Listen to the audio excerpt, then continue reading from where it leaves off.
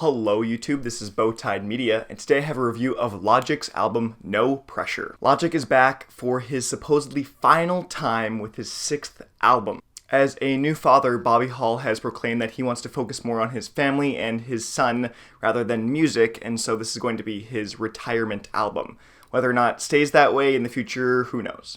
Logic has done this before where he has said he's retiring from music with the fabled Ultra 85 album that this album, No Pressure, actually sort of is, and it cuts halfway through from being No Pressure to the infamous Ultra 85 album. If I had to guess, this won't actually be his last music, but just a longer hiatus. I don't entirely understand why being a father makes you not able to produce music when a lot of fathers around the world have regular jobs that are honestly probably a lot more demanding than music creation is. After pretty much putting out an album every year since 2014, I think that the next Logic album will probably come out around 2025 or early 2030s, and I'm going to make a prediction now. It's going to be about his son, and that's just, we'll see what happens down the line, but I think this won't be his finale. Logic's past projects have kind of been all over the place, both critically and stylistically. I think most of you know what I'm talking about. He's kind of been all over the place in what he actually wants to do and his creative elements and what he wants to be as a producer slash rapper. But actually getting into this album, upon first listen through, I didn't necessarily love it and I didn't hate it. I thought it was pretty meh, but the more I really got into it, the more I started to realize the kind of beauty of this album. Personally, Logic's rap delivery and rhymes have been really cheesy over the past years and haven't really gotten better. He definitely raps fast, but I find that's at a lot of the times a sacrifice for his actual lyrical content that he's trying to convey. But on this LP, things are a little different. Logic doesn't really go for those rap god style flows in tracks that he has in the past, like the beginning of Hallelujah or his last line on ISIS with Joyner Lucas. But instead, he's focusing more on what he actually wants to say in his songs, rather than just going fast and making it sound like he's the greatest rapper alive. It's definitely a change, and I think it really, really worked for Logic in this album. I really don't love the chopped up, robotic, distorted vocals at the end from Talia, where it kind of just talks about what the album is in a meta sense, about what they were doing while the album was being created, or how long the album was created and with who. I feel like they're fun little tidbits, but I don't need to hear them on a track, especially sometimes they're 20 to 30 seconds long. And if I'm just skipping the last portion of your song because I don't want to hear this, I don't see the purpose in it at all. But narratively, this project is a spiritual successor to his debut and most critically acclaimed album, I guess before this one, Under Pressure. A lot of lines and verses are calling back to the original project, Under Pressure, where he interpolates a lot of different sections from a lot of different tracks on his debut album. Whether or not this really is Logic's final project, all the allusions and callbacks to his debut album really do a good job of bookending his kind of career and personal life almost. You kind of get the high start with Under Pressure, and then it kind of goes out. The rest of his career does that.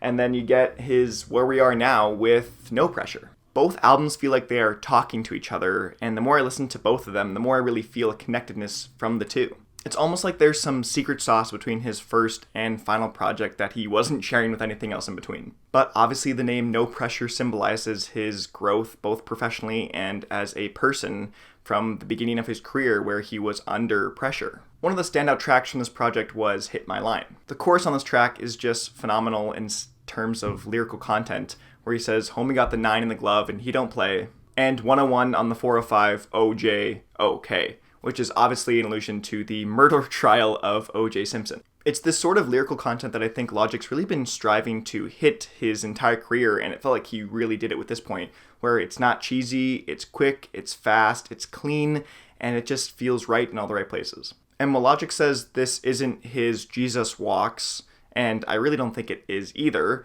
there's a lot of, obviously, thematic elements that ties with Kanye West's own song, Jesus Walks, where it talks a lot about faith and unbelief, cries for help, and the questioning of a higher power, just like Kanye did. Another standout track for me was the jazz lounge track, Man I Is, which is definitely not anything that you would normally hear from Logic. The horn sound is beautiful, and it serves as a great backing to the entire track, and actually letting it be the entire real chorus or drop of the song. I think this will be one of the more underrated tracks on the album, but if I had to really nail it down, I'd probably say this was my favorite from the project. I think the song serves as the greatest call to his growth and maturity more than anything else on this project.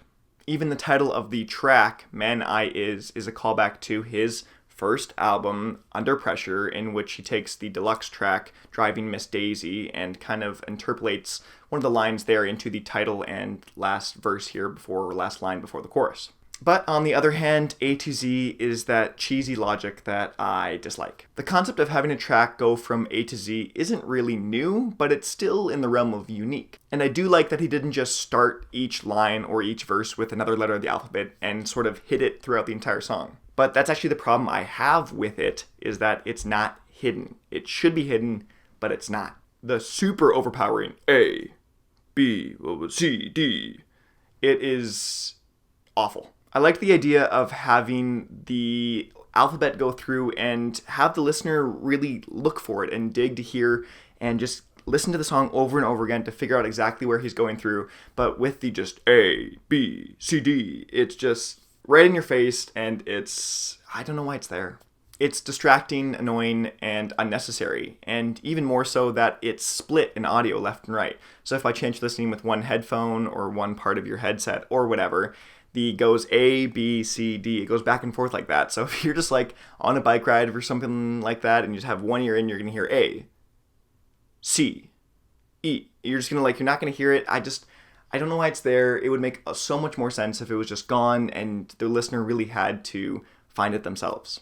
And I get that this is Logic kind of talking to his son and teaching him the ABCs, but it shouldn't be there. Honestly, if those super overpowering vocals weren't there, this would be maybe my favorite song on the album. But I just can't get over how annoying they are, and they're just mastered so much louder than the rest of the song. If it was more hidden and reverbed on the backside, I would understand, but it's just take it out, please.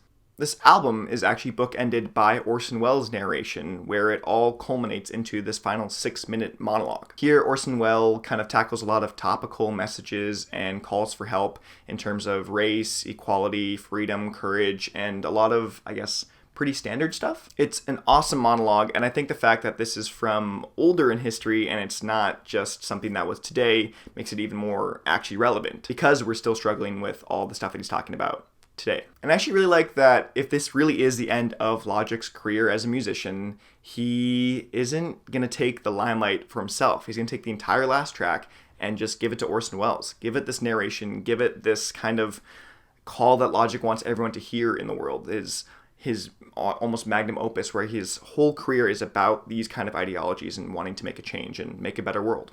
Even though Logic doesn't rap about that all the time. But you know what I mean. Overall, while I thought this project was one of Logic's best to date, it really didn't have any big highs or any low lows, rather than A to Z. I wasn't wowed by any individual track, and it kind of just felt like a solid project, but nothing that's like the greatest thing ever. There are powerful messages across this project in terms of being a father, kind of the growth of himself and a musician, and just being good to people in general, but nothing blew me away. The album felt really steady the entire time, and it was pretty much just above average for me. Logic's No Pressure is going to get a 6. But thank you guys so much for watching. I've been Bowtied Media. If you agree or really disagree with me, let me know in the comments below. Leave a like if you liked, and subscribe if you want to see more content like this. Let me know what you think of this album review if you want me to review any other projects like this, or any old school stuff, any new school stuff that's coming out. Let me know. I'll see you guys in another video.